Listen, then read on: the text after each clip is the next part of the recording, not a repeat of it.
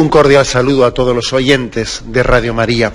Un día más, con la gracia del Señor, proseguimos el comentario del Catecismo de nuestra Madre la Iglesia. Lo hacemos a partir del punto 1880, donde nos habíamos quedado.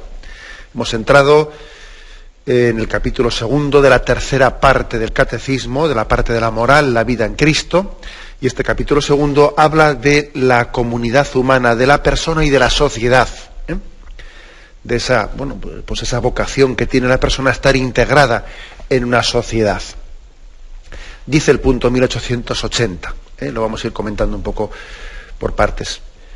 Una sociedad es un conjunto de personas ligadas de manera orgánica por un principio de unidad que supera a cada una de ellas. Asamblea, a la vez visible y espiritual. Una sociedad perdura en el tiempo, recoge el pasado y prepara el porvenir. Mediante cada hombre es constituido heredero, recibe talentos que enriquecen su identidad y a los que debe hacer fructificar. En verdad se debe afirmar que cada uno tiene deberes para con las comunidades de las que forma parte y está obligado a respetar a las autoridades encargadas del bien común de las mismas. Bueno, vamos aquí haciendo diversos comentarios. El primero, pues, es la definición que da de sociedad, ¿no? Conjunto de personas ligadas de manera orgánica, orgánica dice, ¿no? Por un principio de unidad que supera a cada una de las personas. O sea, la sociedad, pues, tiene un conjunto orgánico. Nosotros tenemos el riesgo de no percibirlo así, pues por el hecho de que hoy en día, como se ha subrayado tanto el pluralismo que todos, cada uno somos distintos, ¿no? Pues es subrayado tanto el pluralismo, hay una especie de dificultad en ver cuál es la vocación común. ¿Qué tenemos de común aquí? Vamos a ver, si cada uno es hijo de su padre y cada uno tiene una ideología y dale con pluralismo, entonces claro, si se subraya tanto lo diferente, ¿qué tenemos en común? Si no somos capaces de ponernos de acuerdo en nada, ¿no? Dale con pluralismo. Es cierto, es decir, subrayar tanto el pluralismo ha llevado a que tengamos una especie de interior sospecha de si en esta sociedad hay algo que nos une a todos, si hay una vocación común entre todos nosotros. Ahora dice uno, no somos capaces ni ponernos de acuerdo ni en qué es el matrimonio, tú verás. Si empezamos por no tener unidad ni en eso siquiera, pero ¿qué? A ver, ¿qué? Ahora, yo creo que también el individualismo tan grande en el que estamos cayendo, esa especie de tendencia de individualismo, es consecuencia, entre otras muchas cosas, ¿no? Pero es consecuencia también del oscurecimiento de la razón y el oscurecimiento de la fe que conllevan el que no tengamos convicciones comunes. El pluralismo no es más que una manera de ocultar la falta de convicciones comunes, ¿no? De que la fe y la razón sean capaces de descubrir la verdad y adherirnos comunitariamente a ella. Luego, pero sin embargo nosotros vamos a seguir afirmando, el cristianismo sigue apostando por el hombre, por supuesto, y sigue apostando por la sociedad, por el sentido comunitario de la existencia. Porque si se ha hecho esa especie de caricatura, ¿no?, de sociedad fraccionada, en que en el nombre del pluralismo aquí no hay ninguna vocación común para nosotros, ¿no? Nosotros, sin embargo, no creemos en eso. Creemos que pues la sociedad tiene una común vocación y participamos, ¿no?, de una comunitariedad y tenemos que superar esa desconfianza mutua, ¿no?, que hay entre nosotros. Bueno, por lo tanto, conjunto de personas ligadas, ¿no?, por un principio de unidad. Una unidad que es de origen, de camino y de destino. Estamos unidos en un mismo origen. Estamos unidos en este mismo camino que compartimos. Y estamos unidos en el mismo destino. Por eso entenderemos por qué, por ejemplo, ¿no? Pues la Iglesia, cuando se abrió el debate de la Constitución Europea, y ahí se hablaba en el proemio de las raíces de Europa, ¿por qué Juan Pablo II y por qué después Benedicto XVI insistieron en que Europa tuviese capacidad de reflejar también en sus textos constituyentes, en reflejar las raíces de su historia, en reconocer las raíces cristianas, ¿no?, de la cultura europea?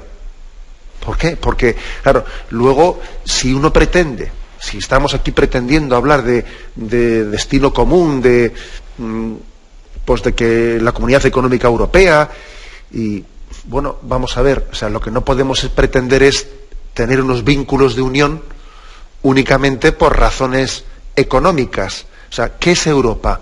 ¿Un gran supermercado? ¿Un gran supermercado?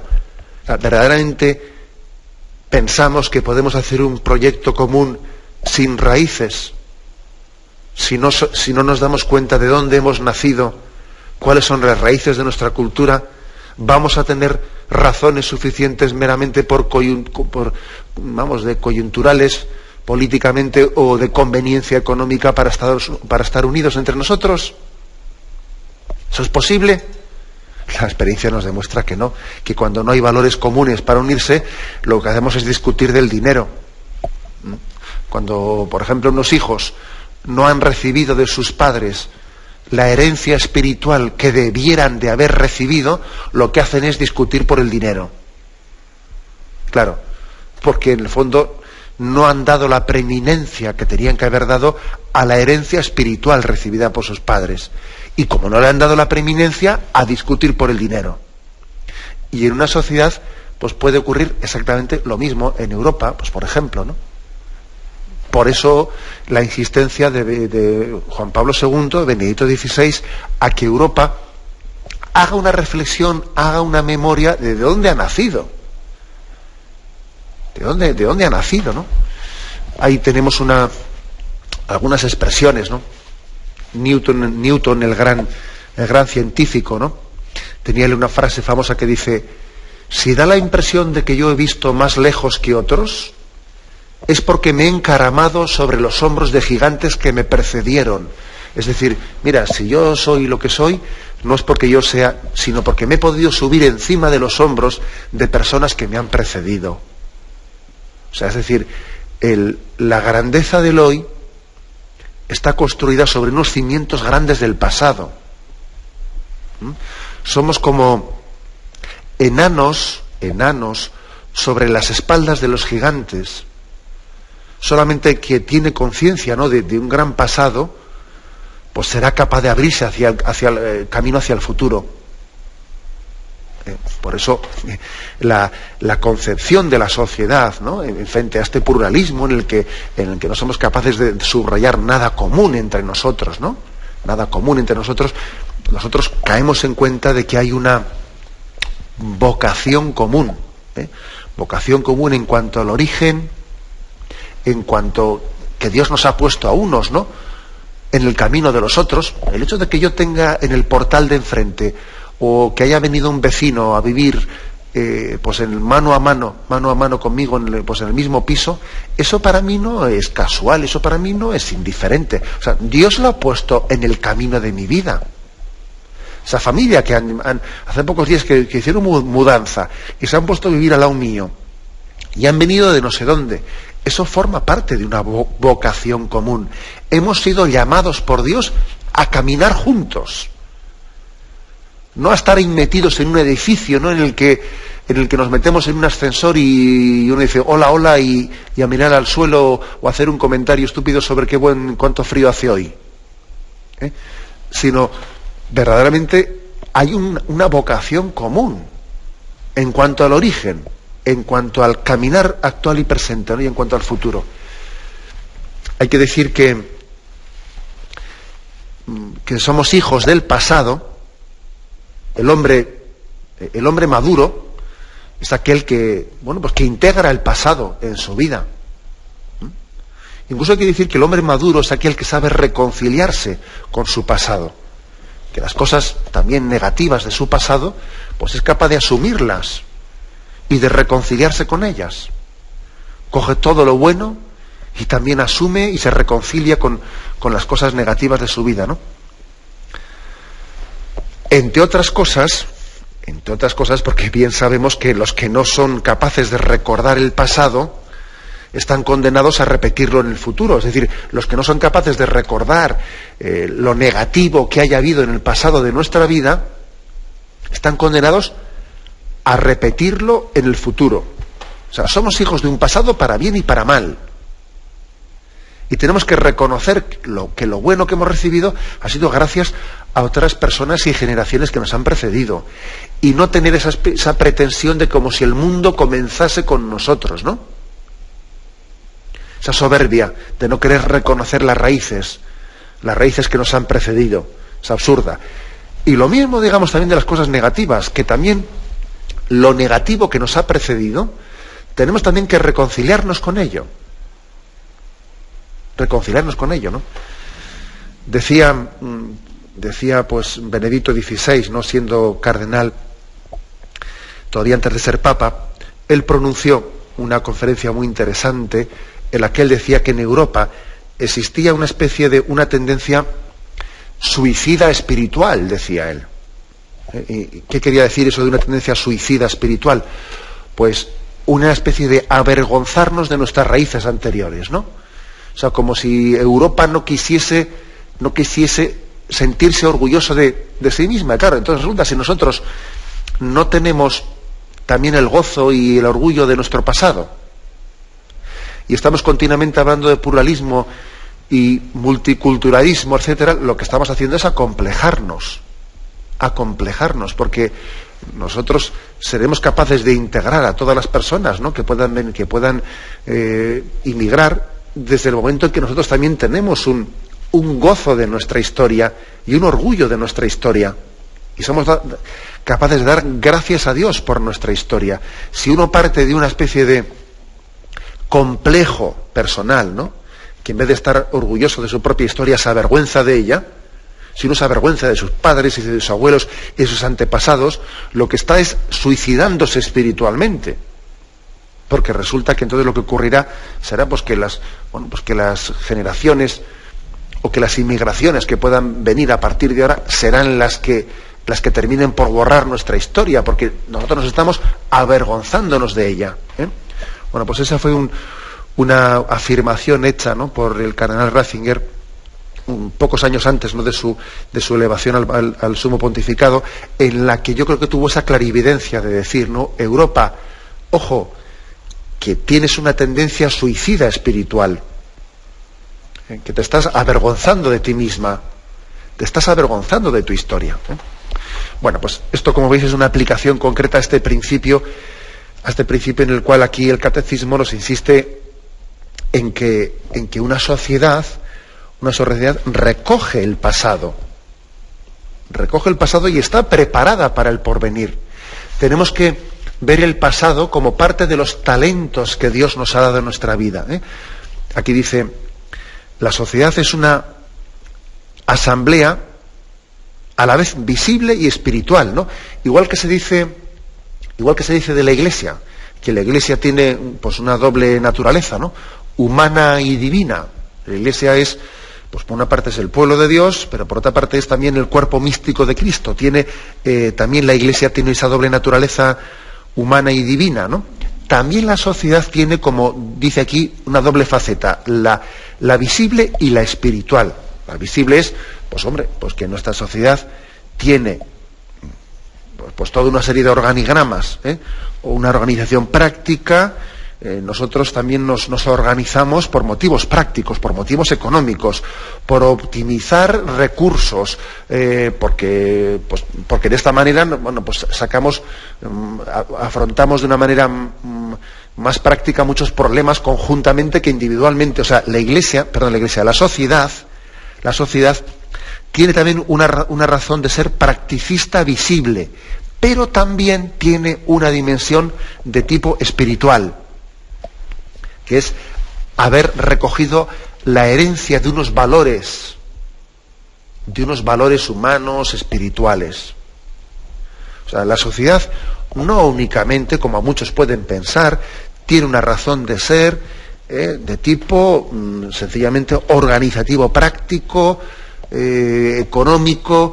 No, también hay otra razón de ser que es más invisible, que es más espiritual, y es que tenemos una herencia que hemos recibido del pasado. Esto mismo que estamos haciendo ahora mismo, ¿no?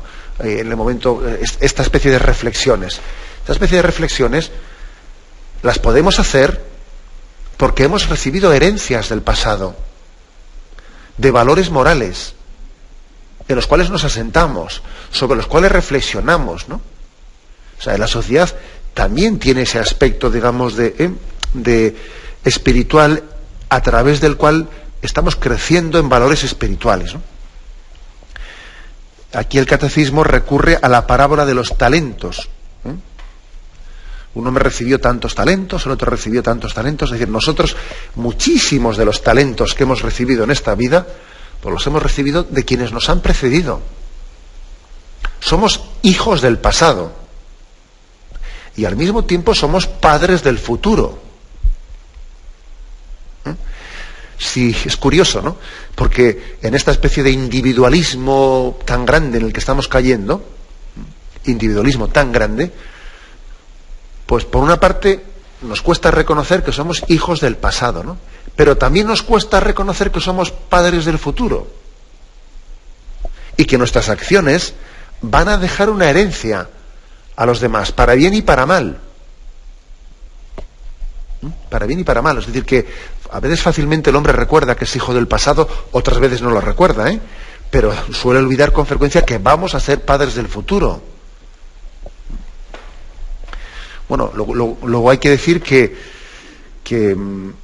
nosotros tenemos que tener esa doble percepción.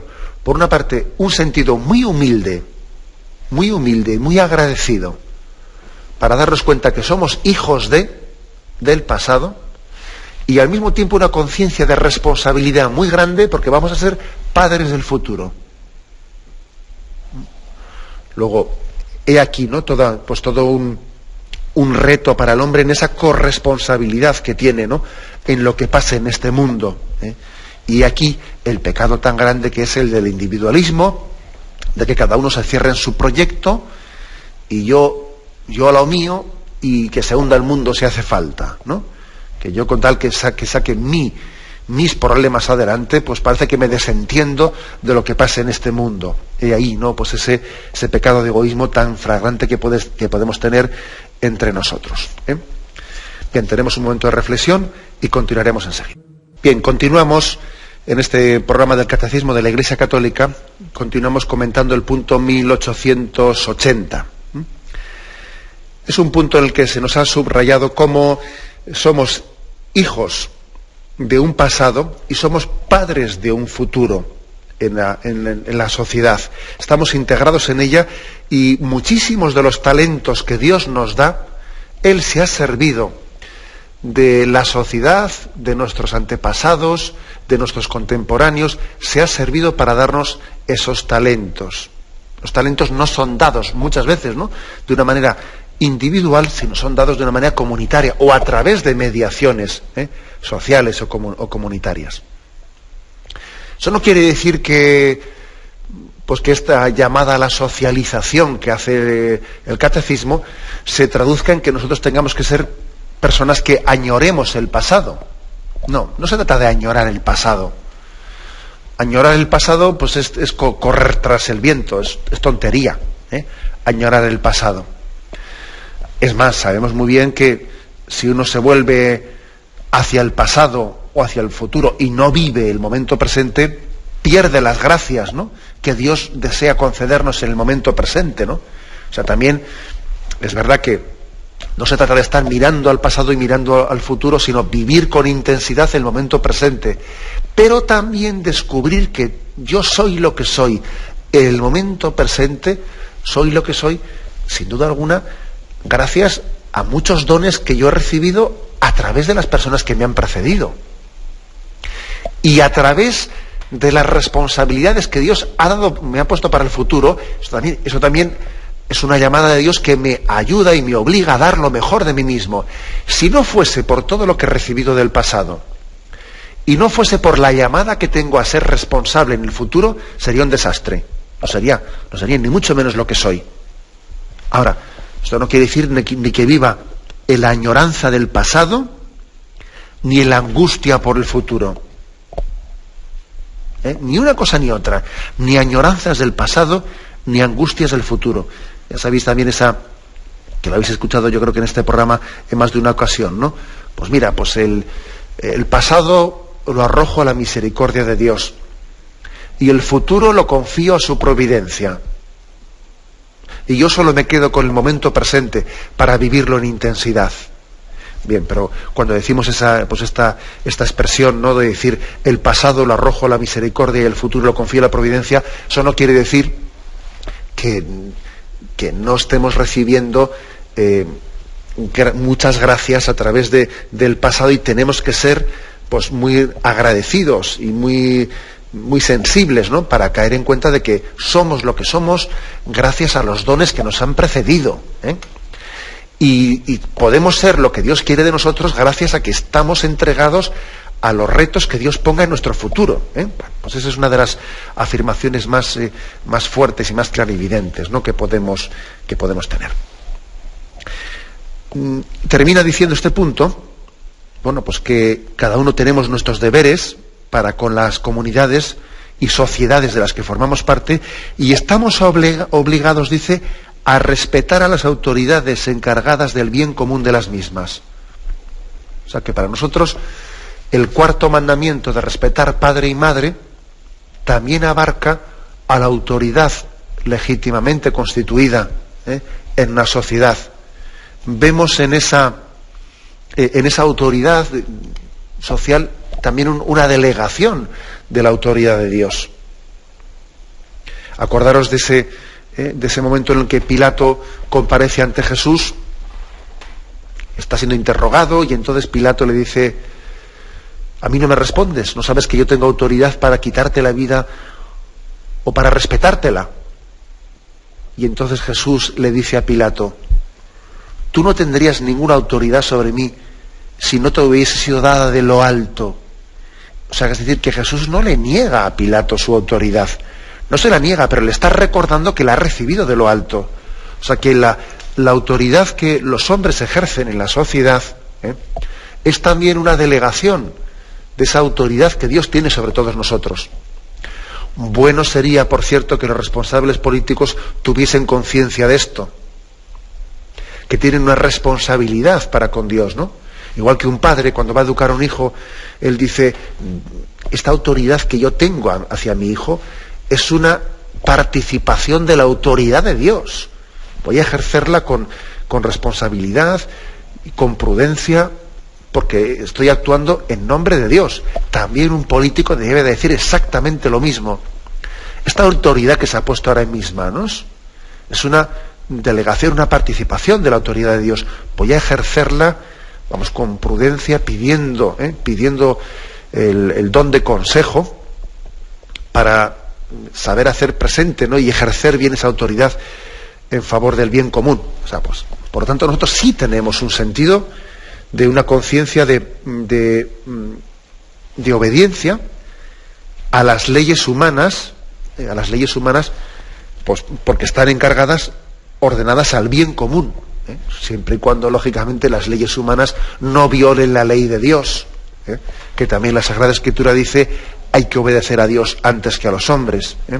Pero tenemos un sentido del respeto grande a la sociedad civil. Sí, señor, vemos en ella también un principio también religioso, porque Dios nos ha dado ese destino común a todos nosotros. Bien, y damos un paso más.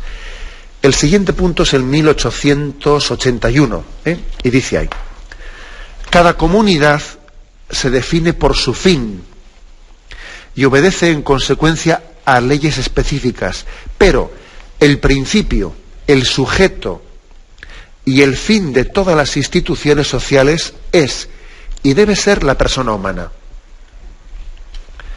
Esto parecería que contradice lo anterior. No, no lo contradice, lo matiza. O sea, es verdad que nosotros tenemos una vocación social, es verdad que tenemos, pues, en cuanto al origen, en cuanto al camino que compartimos y en cuanto al fin que perseguimos, tenemos una vocación común, comunitaria, ¿no? con la sociedad a la que pertenecemos, pero, ojo, no olvidemos que la razón de ser de toda institución social o de toda sociedad es la persona humana. La persona humana. Es decir, ¿la persona humana está al servicio de la sociedad? Sí, pero está al servicio de la sociedad porque la sociedad está al servicio, en su razón de ser, de la persona humana. También, por lo tanto, hay que pues desenmascarar a veces, pues sobre todo en algunas concepciones de estilo comunista, etcétera, un comunitarismo pues que es ridículo. Es ridículo. Si me permitís también alguna pequeña aplicación concreta sobre esto, yo a veces sí que he observado que hay un cierto ridículo de hablar de la sociedad y hablar de la historia como si fuese una especie de encarnación de la Santísima Trinidad. Pongo un ejemplo concreto. Ha muerto una persona, ¿no? Bueno, tal fulanito tal ha muerto, pero su memoria, pero él es inmortal, porque su memoria perdura en esta sociedad, ¿no? Y los valores que él ha sembrado son eternos y tal y cual, ¿no? Y él vive en la memoria de esta sociedad. Oiga, no hagamos el ridículo.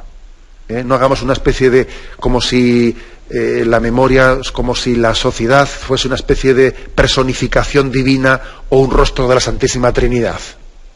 Que además de sobra sabemos de que eso de que un difunto va a permanecer en la memoria de la sociedad, bueno, eso será durante un tiempo y le van a poner una estatua ahí, y al poco tiempo dirán, ¿y esta estatua de quién era? Y luego pasan unas generaciones y luego ya uno no tiene ni idea de quién es ese de la estatua. Porque también, digamos, los valores se siembran y ahí permanecen, pero al mismo tiempo también el olvido de la sociedad pues sigue adelante, ¿no? Luego, también creo que es importante entender que nosotros no le damos al término sociedad o al término historia, etcétera, no le pretendemos dar un valor como si fuese divino. No, divino no, porque a mí desde luego muy poco me consuela que me digan, no, tú eres inmortal, porque vas a permanecer en la memoria de... Mira, como la inmortalidad no suponga también algo mío personal de que el alma sea inmortal y que después de esta vida yo tengo una vida eterna que estoy en Dios, a mí no me consuela de nada que me digas tú que el hombre es inmortal porque va a quedar en la memoria de la sociedad y lo que él ha hecho va a quedar en sus hijos. Eso, perdona, eso es autoengañarse. Eso es pretender consolarse olvidando de que la razón de ser de lo comunitario, de la sociedad, etcétera, tiene una razón de ser en la persona humana. O sea, si el hombre no es inmortal en su esencia, en su antropología, a mí me consuela de muy poco decir que, bueno, su memoria va a permanecer en la sociedad y en sus hijos y en su posteridad. No, eso es una especie de pretensión de casi hacerle un rostro divino a la sociedad. Y dice, bueno, la sociedad, ¿quién es esa señora? La sociedad no tiene consistencia al margen de las personas que la formamos. No se puede hablar de la memoria de la sociedad como si eso fuese algo distinguible o separable de las personas que la formamos la sociedad.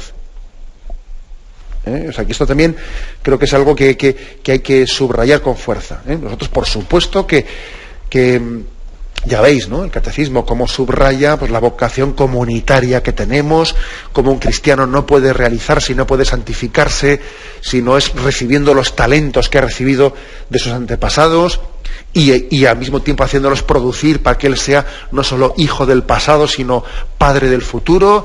Y en esto sí, pero al mismo tiempo decimos sí, pero un momento, o sea, pero la sociedad no es un ente como si tuviese consistencia al margen de las personas que la formamos. Por tanto, la inmortalidad de un hombre no se puede entender por lo que siembre en la sociedad. No, la inmortalidad de un hombre se entiende porque él, su naturaleza, es inmortal y después de esta vida tiene un destino eterno en Dios. Ahora, tiene un destino eterno en Dios, pero al mismo tiempo la Sagrada Escritura nos dice que incluso más allá de esta vida, el más allá, nuestro gozo de Dios no será tampoco individualista, sino que alabaremos a Dios en iglesia celeste. O sea, que también allí tendremos ese sentido comunitario. Allí uno no estará él solo metido en un cuarto, ¿no?, contemplando a Dios, no, sino que formará parte de su gozo eterno el estar con toda la asamblea de los santos alabando a Dios. O sea que del sentido comunitario no nos vamos a separar nunca, ni siquiera en el más allá de la muerte, ¿no? Ahí, o sea, siempre vamos a ser familia alabando a Dios. Luego subrayemos una y otra vez, ¿no?, el sentido comunitario, pero ojo, sin olvidar que la razón de ser de la sociedad, pues de esa obligación comunitaria que tenemos, es la persona humana, las personas humanas concretas que formamos esa vocación común a la que estamos llamados. Tenemos un momento de reflexión y continuamos enseguida. Continuamos en este programa del Catecismo de la Iglesia Católica. Estamos hoy continuando la explicación de estos puntos referentes a la vocación social que tenemos los hombres, ¿no? Dice el título: la comunidad humana, la persona y la sociedad. Dice el punto 1882. Algunas sociedades, ahora ha hablado de la sociedad en conjunto y ahora va a descender a lo que se llama ya sociedades. Algunas sociedades, como la familia y la ciudad, corresponden más inmediatamente a la naturaleza del hombre. Le son necesarias, con el fin de favorecer la participación del mayor número de personas en la vida social. Es preciso impulsar, alentar la creación de sociedades e instituciones de libre iniciativa para fines económicos, sociales, culturales, recreativos, deportivos, profesionales y políticos, tanto dentro de cada una de las naciones como en el plano mundial. Esta socialización, dice, expresa igualmente la tendencia natural que impulsa a los seres humanos a asociarse con el fin de alcanzar objetivos que exceden las capacidades individuales. Desarrolla las cualidades de la persona, en particular su sentido de iniciativa y de responsabilidad. Ayuda a garantizar sus derechos. Bueno, pues aquí, como veis, otro punto, el 1882, que da un paso más en la explicación de este carácter, de esta vocación social del hombre. Bueno, lo primero es que distingue que, aunque todos tenemos vocación social, pues que hay realizaciones concretas que son, digamos, más de derecho natural que otras. Pues el máximo ejemplo es la familia. La familia es una institución, la familia es una realidad de socialización, la más básica, la célula básica de la sociedad, que es totalmente, digamos, de derecho natural.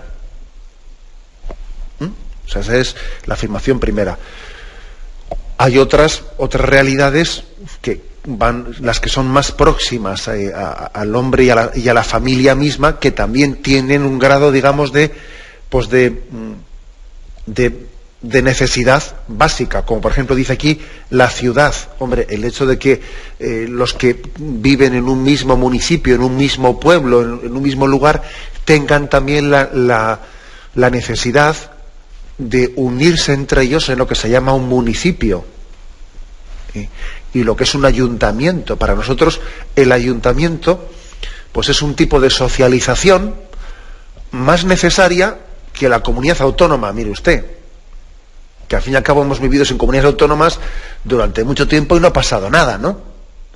O sea, le damos más importancia al municipio que a la diputación o que a la comunidad autónoma, o no digamos nada que a la nación o a la comunidad europea. O sea, cuanto más próximo está a nosotros esa realización de la sociedad la entendemos más necesaria. Lo más básico es la familia, por supuesto. Luego es el municipio, luego tal, luego cual, ¿no? O sea, esa es una afirmación primera que hace aquí el catecismo. Pero es importante decir esto, ¿sabéis? Porque es que hoy en día tendemos casi a lo contrario. Tendemos a lo contrario. En nombre de la globalización, parece que lo más determinante no es la reunión del ayuntamiento, ¿sabes? Lo más determinante es la reunión que han hecho en no sé qué sitio, allí unos gerifaltes que allí están decidiendo sobre, oiga, mire usted, la socialización tiene que ir de abajo arriba, no de arriba abajo. Ese es otro punto importantísimo que, si Dios quiere, lo iremos explicando. Vais a ver cómo la Iglesia insiste muchísimo en este punto, en el principio de subsidiariedad, pero ya lo explicaremos, ahora no vamos a entrar en ello. Lo lógico es que la socialización vaya de abajo arriba, no de arriba abajo. Bueno, ¿cuál es la razón de ser? Dice que es en la medida en que el hombre se va organizando, todo ello forma parte de una tendencia natural que tenemos a la socialización. A la socialización. Entonces, un hombre espiritualmente maduro y un cristiano todavía un poco más, tiene que tener una prontitud hacia la socialización. Y esta tendencia que tenemos actualmente, decir, yo prefiero no meterme en líos, porque han pedido voluntarios pues para el APA de los padres en el colegio, a ver quién se mete en la junta del colegio, y yo quita, que se meta otro. Y han pedido también un voluntario en la parroquia para ver quién va a formar parte del Consejo Pastoral Parroquial, quita, que se meta otro. Y la asociación de vecinos, quita, que se meta otro en ese tema. O sea, ojo, existe, ¿no?, todo una tentación del hombre, una tentación de olvidarse que el proyecto comunitario, la socialización, es una tendencia natural que tenemos que cultivar y no huir de ella. La tendencia al aislacionismo, la tendencia... Aparte que hay una cosa, en la medida en que los cristianos no asumimos esa vocación, esas llamadas que se nos hacen a estar presente en esos órganos de socialización, ¿qué ocurre? Pues que luego acaban entrando en esos órganos de socialización personas que no tienen ningún criterio cristiano, y luego nos echamos las manos en la cabeza. Ya, pero nosotros hemos tenido la culpa porque hemos permitido que en el APA de los padres del colegio y que en la asociación de vecinos del barrio hayan entrado 4 de estos antisistema y cosas por el estilo, han copado esos cargos por dejación nuestra, por escaqueo, por no complicarnos la vida, porque hemos dimitido de nuestra vocación social, y luego la sociedad acaba estando en manos de personas que están influyendo negativamente en ella. Y nos quejamos, nos echamos las manos en la cabeza, pero ojo, hemos tenido culpa de no habernos hecho presentes cuando teníamos llamadas concretas a responder.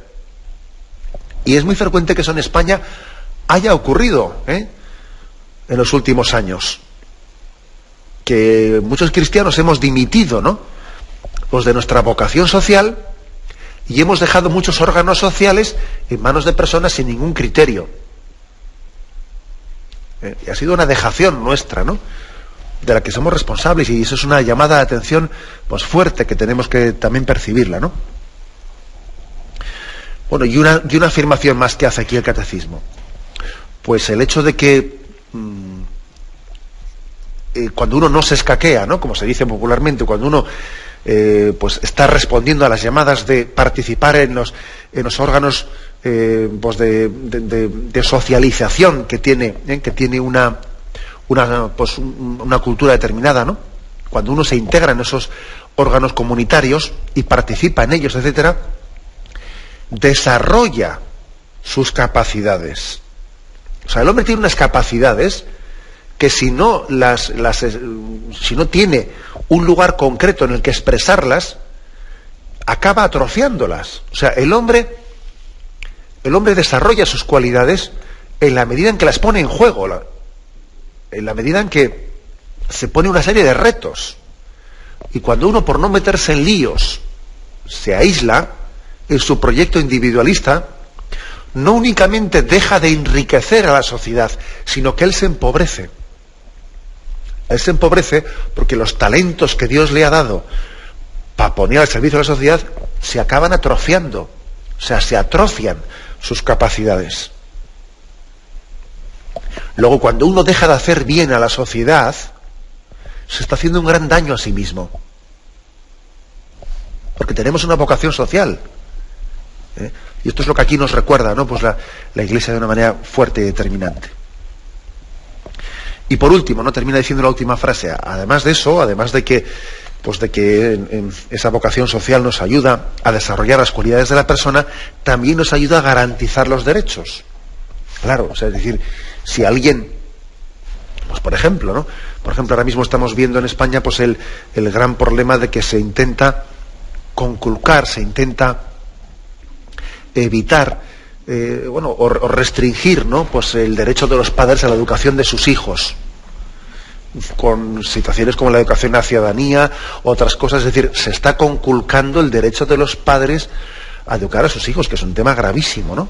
Bueno, pues ¿y eso qué supone? Pues es que, lógicamente, si nosotros no nos hacemos presentes, o tenemos que hacernos presentes, si no damos la cara, si no recurrimos a órganos en el colegio, en el APA, en el otro, hombre, es que no vamos a ser capaces de garantizar nuestros derechos. ¿Cómo se van a quedar garantizados mis derechos si yo no doy la cara por ellos en los órganos comunitarios y sociales en los que debería de estar presente para hablar? Porque ahí se está decidiendo. Y yo quizás sencillamente por un espíritu egoísta y individualista no me he hecho presente allí. Ayuda también a garantizar sus derechos, ¿no? Esa llamada al servicio, a la socialización y al servicio y a la participación en los órganos sociales. Lo dejamos aquí. Hemos comentado esos 3 puntos del 1880 al 1882. Bien, me despido con la bendición de Dios Todopoderoso. Padre, Hijo y Espíritu Santo descienda sobre vosotros. Alabado sea Jesucristo.